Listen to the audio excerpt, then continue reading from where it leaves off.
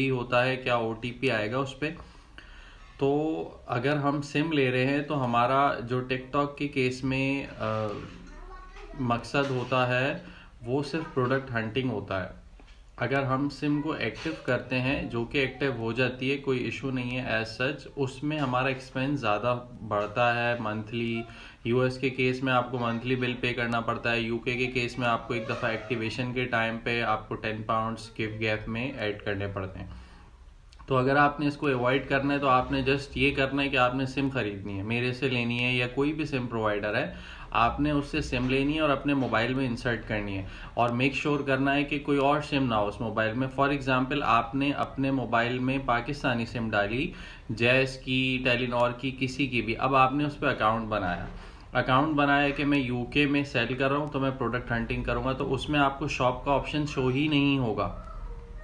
तो ये ध्यान रखना है कि अगर आपने सिम जो है टिकटॉक के लिए ले रहे हैं तो आपने फॉर एग्जांपल मेरे से यूएस की सिम ली और आपने अपने मोबाइल में डाल ली, और ये मेक श्योर करना है दूसरी सिम उसमें कोई ना हो।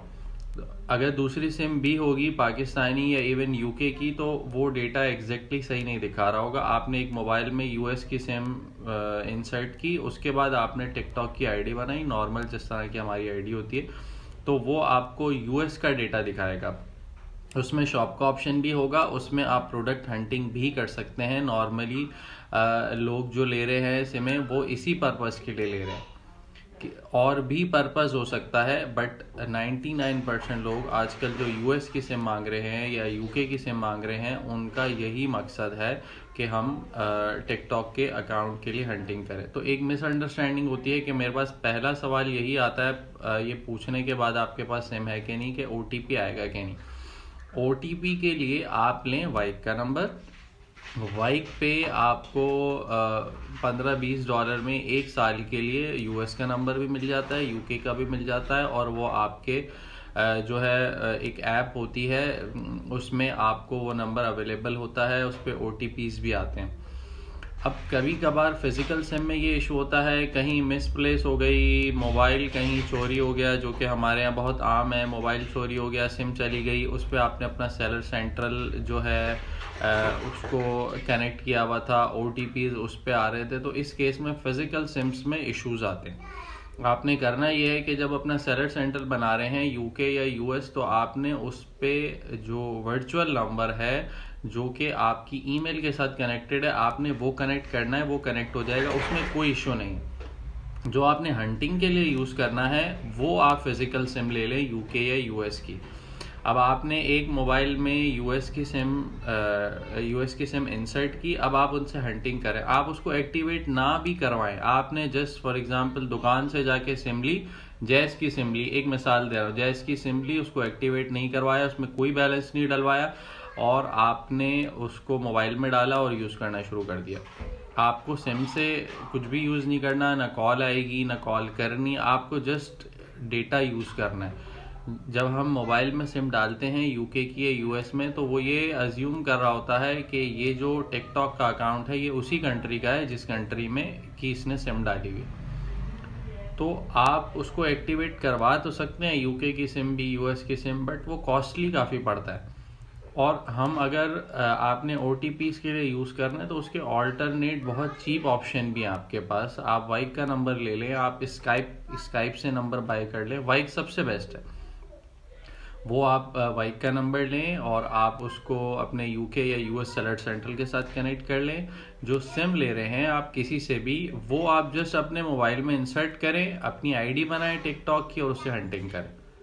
तो ये एक बहुत सिंपल चीज़ है जो कि आजकल बहुत सारे लोगों को एक थोड़ी सी मिसअंडरस्टैंडिंग होती है। लोग सिम एक्टिवेट भी करवा लेते हैं जिसका कोई मकसद नहीं होता, फ़ायदा नहीं होता।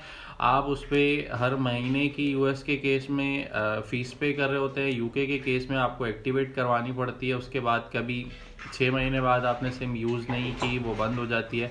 तो फिर इश्यूज आते हैं कि अगर हमने उसी पे अपना अमेज़ॉन का या टिकटॉक का या ईबे का और या ऑन बाय का अकाउंट बनाया हुआ है, तो फिर इश्यूज आते हैं। तो आप जस्ट सिम अपने मोबाइल में डालें और उससे हंटिंग शुरू कर दें। दूसरी चीज़ ये करनी है कि आपके पास एक ही मोबाइल है, आपने उसमें पाकिस्तानी सिम चला रहे हैं, आपने किसी से सिम ली बाई की हंटिंग के लिए और उसमें यूएस की सिम भी डाल दी।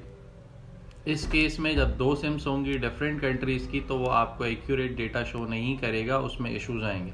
तो मेक श्योर करें कोई एक छोटा अलग से हंटिंग के लिए मोबाइल ले लें। अगर आप 2-3 अकाउंट्स चला रहे हैं या इवन अपना अकाउंट भी चला रहे हैं तो एक मोबाइल में एक ही सिम होनी चाहिए, या अगर आपने दो डालनी है सिमें तो उस कंट्री की होनी चाहिए। जैसे गिव गैप की सिम है तो गिव गैप की ही सिम होनी चाहिए एक मोबाइल में।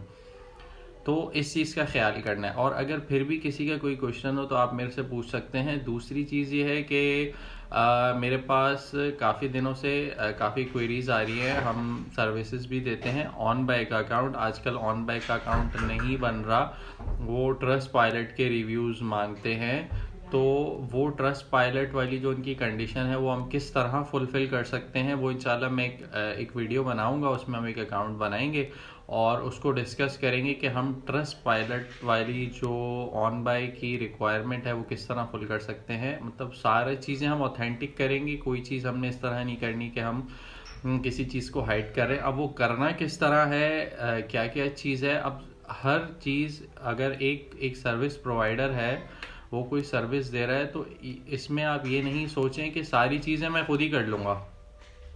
हमें कुछ चीज़ें आउटसोर्स भी करनी पड़ती हैं, इसलिए कि एक्सपर्टीज़ का डोमेन हर किसी का अलग होता है। मेरी अगर एक्सपर्टीज़ एक चीज़ में है तो ज़रूरी नहीं है कि कोई और अगर चीज़ बता रहा है तो मैं उसको खुद ही करूँगा। तो बेहतर यही होता है बहुत सारे केसेस में अपना टाइम सेव करने के लिए और चीज़ें सेव करने के लिए आप उसको पे करें और वो सर्विस लें। होता क्या है कि बहुत सारे लोग अमेज़ॉन का अकाउंट बना रहे होते हैं जो कि कोई साइंस नहीं है। आजकल इश्यूज आ रहे हैं, अब वो कोई गलत डॉक्यूमेंट सबमिट कर देते हैं, कोई ना कोई इशू आ जाता है, उसके बाद वो बोलते हैं कि भाई हमारा अकाउंट बना दे, ये इश्यूज आ गए। तो जब आपने एक बार रॉन्ग डॉक्यूमेंट सबमिट कर दिया और उसके आपने 2-3 अपीलें भी कर दी, अब वो बोल रहे हैं कि हम आपको फर्दर रिप्लाई नहीं देंगे, you may not sell on Amazon UK और यूएस। फिर आप जाते हैं एक्सपर्ट के पास और बोलते हैं कि भाई इसको सॉल्व कर दो। सॉल्व सारी चीज़ें हो जाती हैं मगर उस केस में ज़ाहिर है टाइम बढ़ता है, टाइम ज़्यादा लगता है, चीज़ों को सॉर्ट करना पड़ता है, उसके बैकग्राउंड में जाना पड़ता है कि आपने क्या क्या गलत सबमिट किया, उसकी जस्टिफिकेशन देनी पड़ती है। सिर्फ अमेज़ॉन के केस में नहीं, हर अकाउंट के केस में। आप टिकटॉक में चले जाएं, टिकटॉक का अकाउंट कोई साइंस नहीं है, बन जाता है ईजिली। ईबे में चले जाएं, ऑन बाय में चले जाएं। तो अगर एक प्रोसीजर आप फॉलो करते हुए नहीं जा रहे, आपने बीच में कुछ गलत डॉक्यूमेंट्स दिए हैं तो अल्टीमेटली बाद में आपको इश्यूज होंगे। तो इस चीज़ को थोड़ा सा अवॉइड करें और पे करने में कोई हर्ज नहीं होता, उससे आपका टाइम भी बच जाता है और आपकी चीज़ें भी सही सीधी हो जाती हैं और आप जल्दी अपना माइलस्टोन अचीव कर लेते हैं। इसलिए कि अकाउंट बना लिया, अब अकाउंट में ही स्टक हो गए तो अगले स्टेप पे आप जा ही नहीं सकते। अब आपने सोचा हुआ होता है कि हम इन्वेंट्री यहाँ से लेंगे, ये करेंगे, वो करेंगे, अकाउंट ही नहीं बन रहा। तो इस चीज़ का ख्याल करें। बहुत शुक्रिया। अल्लाह हाफिज़।